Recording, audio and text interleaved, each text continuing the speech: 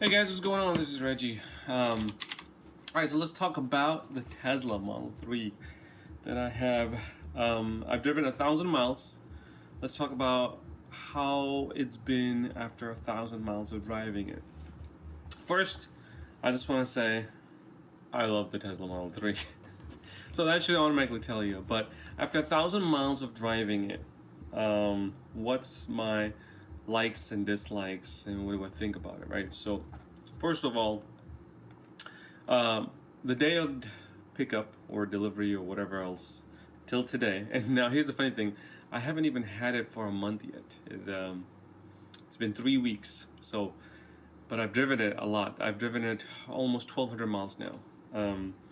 After driving 1,200 miles, things that I absolutely like. So let's start with that, right? The top things I like about the Model 3.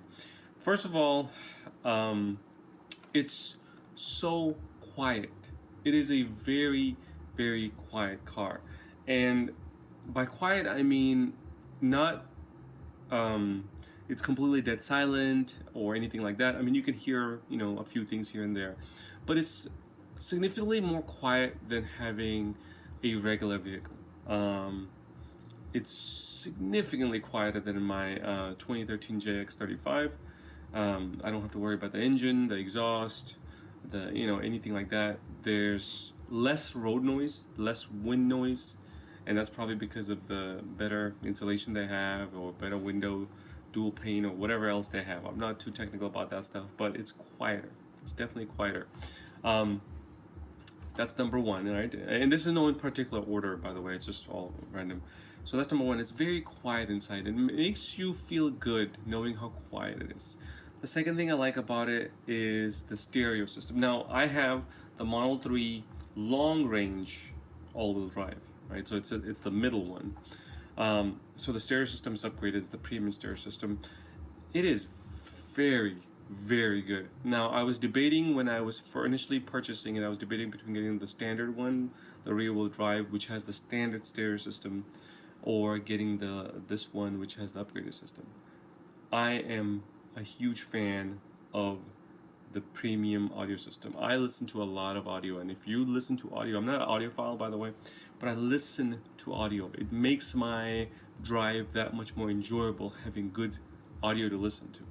I listen to from my phone, from the Tesla streaming service, radio. I don't really listen to because they're all garbage. But yeah, the audio quality is excellent, and the majority of the time my audio settings are all just standard, except for immersion. I have it, I think, on auto or high, one or the other. But amazing audio quality. Okay, now you add the number one, which is the quietness of how quiet the interior is with the audio. You're surrounded with, it's hard to explain, but the audio is just so good. It's very good. So that's two. Three, the technology. It's amazing. Like, I mean, I don't consider it a car that has technology. I consider it a computer that is a car. It's weird to explain this, but it's more tech than a car. Being a tech guy, I appreciate what the Tesla car is. It's just amazing, the technology that's built into it, the AI, everything, how it works, how it detects things, how it does things. It's just holy crap. It's nuts. So the technology for me is it, and it's just too much to go into, and I don't want to just keep rambling on about the tech, but the tech is there. I've yet to come across any vehicle I've owned or want to own that is that advanced as the Tesla Model 3 is. Now, of course, the Model Y, Model X, Model S will be as advanced or more, but the point is that Tesla is that advanced. Now, number four, I do like the looks of the Model 3, but the Model Y is growing more on me. The 3 for me is really nice, how it looks, how low it is to the ground. And now this is subjective, of course, but it's really good. It's really properly designed to be aerodynamic.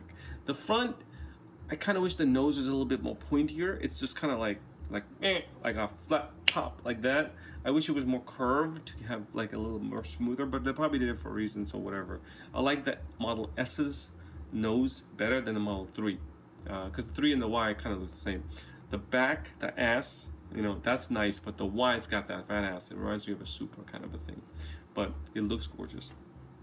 Now, the other thing I like is the interior, the 5, right? It is very premium feeling. Now, is it premium as a Mercedes? No, of course not. But it's so premium feeling, and that's what it's about, right? When you sit in it, you feel like you're in a very high-end yet simple, very simple but high-end vehicle. There's not a lot of complexity to it. It's just a big screen in the middle, and then you have your vegan leather seats, which are incredibly soft, with the top that's a glass roof, so it gives you this space and this feeling of so much space. And when you look up, you have the view of the sky and everything. It's just they did it right. You feel good. That's it. Now, a bonus thing that I like about it, right? And then remember, this is all after 1,180 miles of driving. The other thing that I like, which I'm still getting used to, is the incredible speed.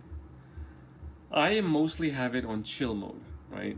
Because I'm trying to be kind of conservative when it comes to the driving miles and all that stuff. When you put it on standard mode, I haven't even paid for the acceleration boost, by the way, which I will be. But when you put it on that standard mode, my goodness, it is fast. Okay, I used to have an Evo that was modded. It had 400 horsepower at the wheels, 400 torque at the wheels, only 85. This thing makes the Evo feel like it was stock.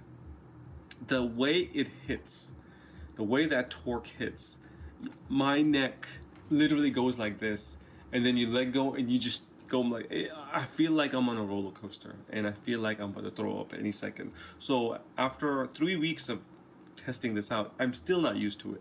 I'm still trying to get used to the damn thing.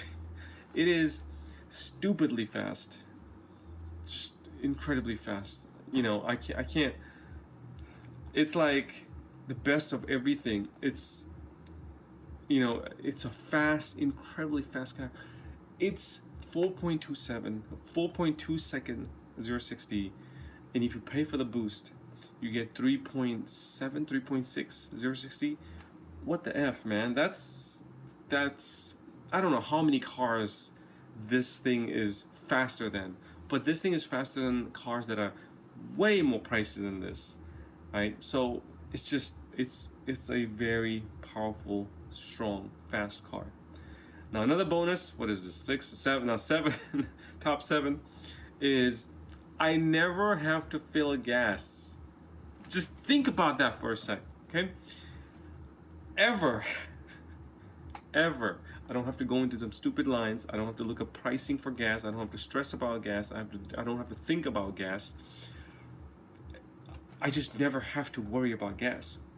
All I do is I just come home, I park the car, I plug it in, and I go do about my business. But done plugging it in, I can do whatever I want. Now, and a lot of people confuse this with saying it's inconvenient or it takes 30 minutes or whatever. Now, for the 3 weeks of owning this vehicle, I've charged it several times. I'll put a picture of how many times I charged it. But basically, for almost 1,200 miles of driving, it has cost me about $35 to fill up. 30, let's just say 35. $35 to drive 1,200 miles. Think about that for a sec. Now, in the JX35 that I had, 300 miles would cost me $90, and this was when the gas price was $5.99, I believe. Right now the gas price is $6.29 regular where I am. Premium is of course significantly higher, but I'm not going to pay premium, even though they say that you should use premium. No thanks. So if you do the math, that's insane, right? So 1,200 miles, $35. Now, to make it even better, I have solar. So my solar is pretty massive. It pretty much covers my entire roof, and our bill is $0 except for tax and all those infrastructure fees. So technically, using my electricity is free. Now the other perk and bonus or whatever else is that I get a 1.5 cent discount for charging from midnight to 6 a.m. So instead of 11 cents a kilowatt hour, I pay 10 cents a kilowatt hour. Again, if I didn't have solar. But I have solar, so it doesn't even matter. So I can charge whatever time I want because I have so much energy that I sell back to the grid, which I reuse towards the Tesla. Now think about that for a second. I come home, I go to work, I go to the gym, I come home, I plug it in, and plug it in literally takes me 2 minutes or less. Maybe 1 minute, because 2 minutes is a really long time. I plug it in and I'm done. I'm walking in the house. I'm not touching again because everything's scheduled. It knows to charge from 12 a.m. to 6 a.m. I don't have to do anything. The next morning I wake up, I unplug it, put it back where it belongs, and we're done. So that is overnight filling up, and that's it. Is it an inconvenience? Not really. Filling gas is an inconvenience because you have to wait in line. If you're cheap like me, I go to Costco. I used to go to Costco. If you want to go Chevron or Shell or other places, sure, that's fine. But I'm not gonna pay even more gas prices. But do you see what I'm saying? Like a lot of people are stuck on this mindset of, hey, this is inconvenient, blah blah blah. Now, when it comes to traveling, yes, I will have to park the car and I have to do a supercharge. But there's so many superchargers, and Tesla's navigation posts or automatically links the supercharging places. And I actually plan on doing a supercharging or a drive that's far away to do it. But if I'm using the supercharger once in 2 months, 3 months, 7 months, whatever, who cares? I mean, that's not every supercharger is next to a place where there's a place to eat. I'm gonna be traveling with my family or by myself, and I get hungry, so that works out. So people need to realize that it's not a bad thing, I go to sleep, the car's charged up, I wake up, I'm done. That's it. Anyway, I'm just rambling on this, but this is a big topic, so just heads up. And then finally, it's an amazing car. I love this car a lot because it's so much maintenance free. When owning this car, there was a couple adjustments that I had to get done. I contacted Tesla, the mobile service came up, they did their jobs, they were done. That's it. I don't have to do oil changes. I don't have to do anything with taking it to the dealership, waiting, blah, blah, blah, and all this other crap. I hated going to the dealership. I hated going for oil changes. Oil changes were the worst things ever. I had to spend about $100 for oil change, and then I had to wait or request an Uber to drop me off or some crap, and then I have to figure out how to go back there to pick up my car. If I had to wait, it was about 2 hours minimum. That it was my time being wasted. I don't have to do anything like that. So, am I a Tesla fanboy? No, I'm an EV fanboy. There's so many incredible EVs out there. I prefer Tesla just because I like what the Tesla offers. However, if Tesla didn't exist, I would go for the Hyundai Ioniq or the Kia EV6. Those are my second choice. The Mustang Mach-E, I'm cool with it, but I don't know, I don't know. I don't know. Maybe it's my fourth option, but yeah. Anyway, rambling on. This video is probably gonna be super long. Well, like I was saying, after 1,200 miles of driving, those are my top 8-9 things that I appreciate about the Tesla Model 3. Now, there are things that I don't like, but I'm gonna make another video for that because this video is too damn long. So look out for that. Again, thank you for listening. Type in your comments below what you think about Tesla Model 3, why Tesla in general or EV. If you own one, please put it down below. What have you liked about it after driving it for so many miles? I love the Model 3 with all the perks, with all the pros and the cons. The pros for me are a lot higher than the cons. So, I can't go back to gas anymore. I refuse to. I'm not gonna be wasting my time driving to gas stations and all that crap anymore. I'm done with that. $35 to drive 1,200 miles. How do you beat that? Thanks for listening. Like the video if you liked it. Subscribe for more. And then comment below, of course. And I'll see you in the next one.